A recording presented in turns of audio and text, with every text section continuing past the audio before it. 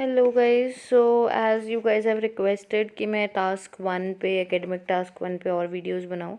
सो आज मैं pie chart के बारे में डिस्कस करने वाली हूं, जहां आपको 2 पाई चार्ट्स आते हैं।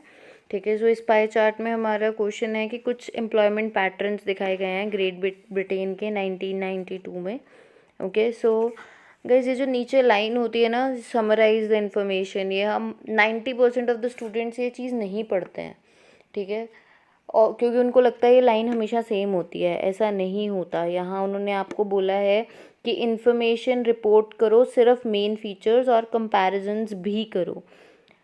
ये लाइन मोस्ट प्रोबेबली सेम हो सकती है, but please read this line ताकि आपको पता चले कि वो आपसे टास्क रिस्पॉन्स में क्या मांग रहे हैं। सो let's see the chart. Manual और नॉन मैनुअल है। सो अगर आप फीमेल्स में देखो तो नॉन मैनुअल ज़्यादा काम हो रहा है और मेल्स में मैनुअल ज़्यादा हो रहा है, राइट। सो आप स्टॉप करके एक बार चार्ट देख लो। I will continue it. So introduction में हम क्या करते हैं नॉर्मली कि हमारे पास जो भी हमारे मेन चार्ट होते हैं, जैसे टेबल होता है तो उसके रोज़ एंड कॉलम्स छोड़ देते हैं। यहाँ पाई चार्ट जो होता है उसके हम मेन वो छोड़ देते हैं, जो अंदर के परसेंटेज हैं, बट जो whatever given outside you can write it down. So जैसे मैंने इसमें लिखा है द चार्ट्स, दो हैं इसलिए the charts provide information on the proportion of males and females employment in 6 broad categories divided into manual and non-manual occupations. So मैंने लिखा है कि ये दो जो चार्ट्स हैं वो हमें मेल और फीमेल की एम्प्लॉयमेंट बता रहे हैं 6 मेन कैटेगरीज में, 3 मैनुअल में या 3 नॉन मैनुअल में।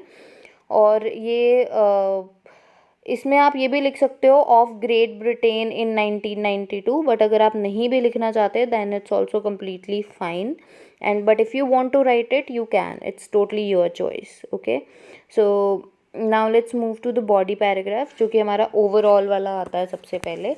so आप यहाँ पे इन अ फ्लीटिंग ग्लांस भी लिख सकते हो, but I have written overall.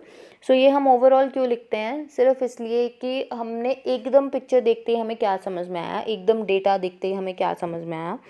सो अगर आप इस पाई चार्ट को देखो, सो सबसे पहले आपका ध्यान क्या जाएगा कि जो फीमेल्स हैं वो नॉन मैनुअल में सबसे ज़्यादा हैं, राइट, और मेल्स मैनुअल में ज़्यादा हैं। ओके, सो मैंने वही लिखा है कि overall a great percentage of women work in non manual then in manual occupations and the reverse is true for main.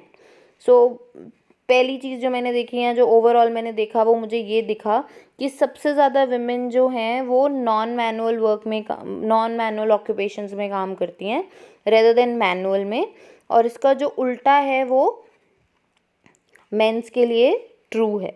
Okay, so now we have 2 main factors. आप चाहो तो इन्हें मेल्स एंड फीमेल्स में भी divide कर सकते हो, but हमें मेन मैनुअल और नॉन मैनुअल दिया हुआ है तो मैंने उसको उसी फॉर्म में रखा है। So I have divided one body paragraph as non manual and another is as manual. Okay, so let's C.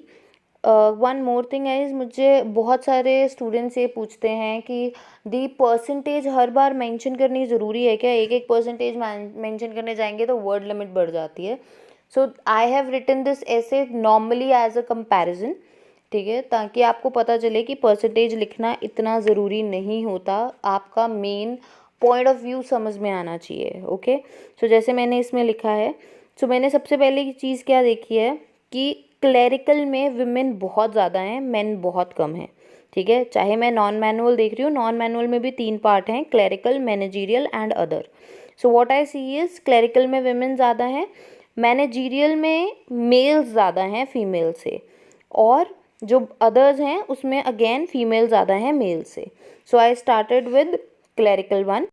So in the non-manual occupations, while a greater percentage of working women are found in clerical type position than men, there is a smaller percentage of females appointed on managerial or professional positions than male.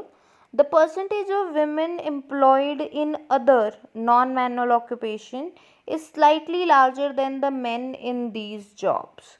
Okay, so what I have done here is, so मैंने clerical से शुरू किया है कि non manual occupation में सबसे ज़्यादा percentage जो वर्किंग वुमेन की है वो क्लरिकल पोजीशंस में है, मेंस से ज़्यादा है, और जो मैनेजरियल और प्रोफेशनल पोजीशंस हैं उसमें विमेंस की परसेंटेज कम है मेल से। ओके। सो लास्ट लाइन को आप कनेक्ट करने के लिए हाउएवर भी लगा सकते हो, इन एडिशन टू भी लगा सकते हो, बट अगर आप नहीं भी लगा रहे हो then it's also fine, because आपने फुल स्टॉप लगा दिया, that means you are going to write a new line, that's also fine. I know बहुत सारे बच्चों का आएगा कि दीज की कनेक्टिंग नहीं बन रही है, so it is completely fine. You want to put you can, you don't want to put again your choice. So I didn't put it because मेरे word limit already 180 something say, so I don't want to add more words. So I simply write it. My last line is कि जो the percentage of women employed in other non-manual occupations, कि जो women's हैं जो और non manual occupations में हैं, उनकी जो परसेंटेज है वो हल्की सी ज़्यादा है मेंस से इन जॉब्स में। Okay, so I have not written even a single percentage, but मैंने सिंपल उसके कंपैरिजन में ही उसको करके ख़त्म कर दिया है, ठीक है। So it's not mandatory to write the percentage, just आपका मोटिव क्लियर होना चाहिए। Now let's see the second body paragraph. अब इसमें हम मैनुअल की बात कर रहे हैं। सो मैनुअल में मुझे सबसे ज़्यादा दिख रहा है कि जो मेल्स हैं वो क्राफ्ट का काम कर रहे हैं और विमेन बिल्कुल ही नहीं कर रही हैं, ठीक है। जबकि जो हमारे अदर जॉब्स हैं उसमें, अदर जॉब्स में और जो लेबर जॉब्स हैं उसमें कोई खास ज़्यादा डिफरेंस नहीं है, right. So I will start with the crafting one. In manual employment, the highest difference between the two sexes is in the employment of craft workers, where males make up 24% of workforce and females just 3%. So आप यहाँ पे females are just 3% भी लगा सकते हो, या नहीं भी लगा रहे हो then it's also grammatically fine. Okay, furthermore the percentage of women working as a general laborer is very less, only 1%, and there is not a great deal of difference between the percentage of men and women doing other forms of manual work. So यहाँ मैंने manual वाला ख़त्म कर दिया है। उसमें मैंने सबसे पहले लिया है क्राफ्ट वर्क का, कि सबसे बड़ा डिफरेंस दोनों सेक्स के बीच की जो एम्प्लॉयमेंट में है वो है क्राफ्ट वर्कर्स में, क्योंकि मेल 24% वर्क फोर्स कर रहे हैं और फीमेल सिर्फ 3% कर रही हैं। सो लेबर में फीमेल्स का कंट्रीब्यूशन सिर्फ 1% है, और जो ज़्यादा डिफरेंस नहीं है अदर मैनुअल जॉब्स में, क्योंकि मेन 26% कर रहे हैं और फीमेल्स 27% कर रहे हैं।